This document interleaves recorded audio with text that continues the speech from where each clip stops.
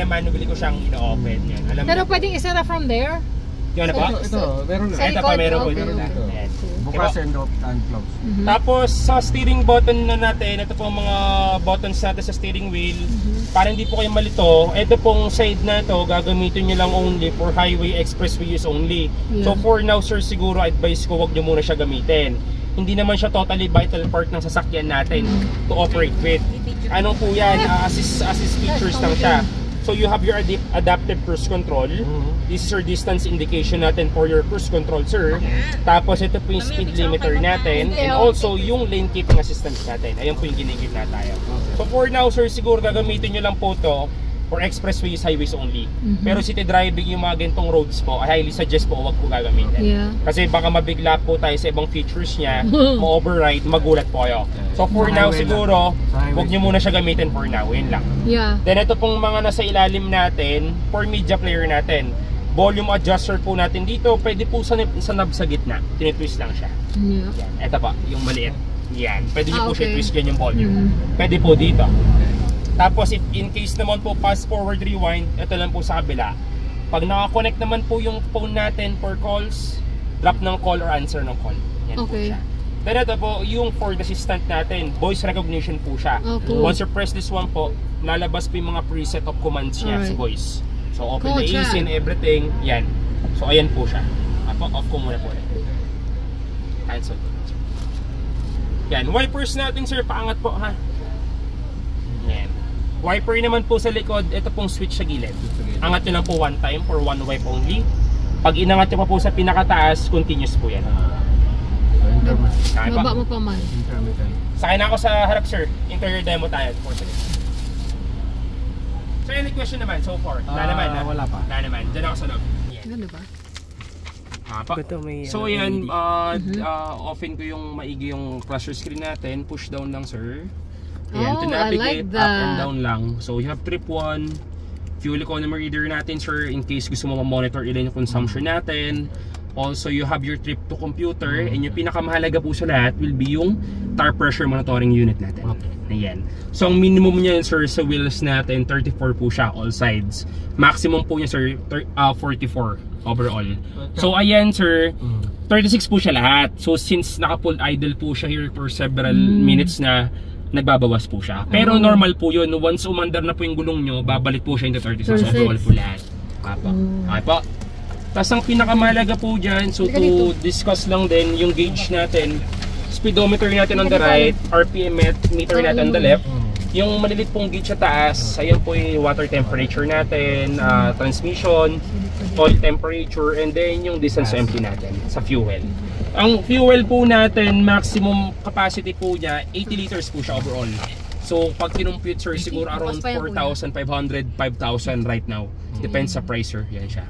Anong diesel ang ano dito? May special ano ba sir? Wala naman siya totally naka-indicate sir, basta diesel sir, walang problema. Kung premium anything, walang problema. Okay? Bukas pa po yung left door.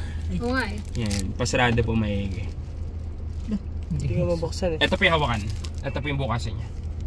Ayaw mabuksan. Sa loob. Tulak niyo po. Tulak daw. Ay, tulak. Ganito niyo muna siya. Tulak.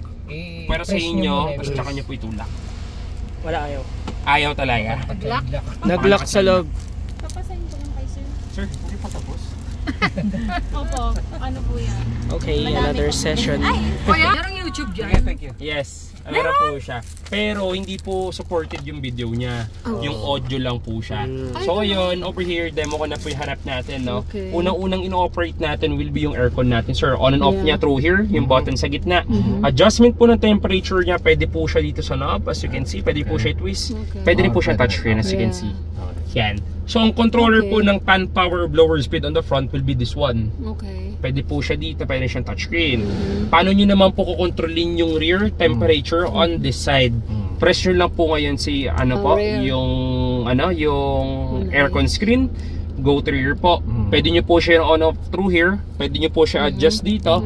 Pwede rin po dito. Ayan. So para in case po na gusto nyo siya adjust from the front, pwede na po dyan para at least di na po kayo mag-lean over pa dito para makontrol siya. Okay po.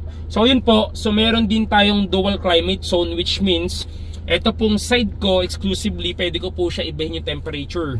Kunyari si ma'am po is medyo ginawin, gusto niya Yeah. pong painitin, pwede po yan. Okay. Pero yung temperature po sa rear, third row, second row hanggang driver side, sa side po ni sir palagi. Okay. Pag gusto niyo po pagsabayin na, hindi na wala na exclusive climate zone to, press nyo lang po siya ulit, then press dual. Magsasabay na po siya. Sasabay na siya. Ayan. Okay po. So yun, defoggers po natin through here, max defoggers natin front and rear na po yan. Front Okay. and rear. Maximum aircon na po natin, pero basically mas okay pa rin pong manually nyo po siyang ina-adjust. Yan. Yeah. May automatic temperature pa rin naman po tayo dito. Okay. Press nyo lang po siya. Okay po. Yan, ayun po siya. Yan, auto 1, auto 2, 3, 4 po siya. Okay? So manually po natin siya for now. Yan. Tapos okay na po tayo sa aircon system natin, no? Yup. Dito naman po tayo sa mismong infotainment screen. So Yeah. unang-una ang madalas pinipindot po natin dito, connection po ng Bluetooth ng phone natin. Yeah. So paano po siya? You just have to press the car icon po and then go phone list. Connect po natin yung phone nyo, ma'am, para in case you have Okay. reference po, paano po siya. Yeah. Here we go. And then yun po. So open nyo lang po yung Bluetooth sa phone natin over here, settings. Then go to Bluetooth. Ayan. Press nyo po ngayon si add phone. Hahanapin nyo po ngayon si Ford Everest sa available devices over here. Then Ford Everest. And make sure, same po yung pin nila, pero always naman po yan, 806. Oh yeah? Yan. Pwede rin, ganyan din ang gagawin ko sa Android ko. Yes po, ganun lang din po ang process niya. For your safety. Yeah, Wow. kasi na siya. So right now, may lalabas po dyan, pending siya. So in case maka-experience tayo ng app not install, ignore nyo lang po siya. Okay, ignore. Then use CarPlay po, and then na-enable nyo po siya dito. Oh, Enable. enable, okay. Tanda mo, mahal? Dali lang naman po siya.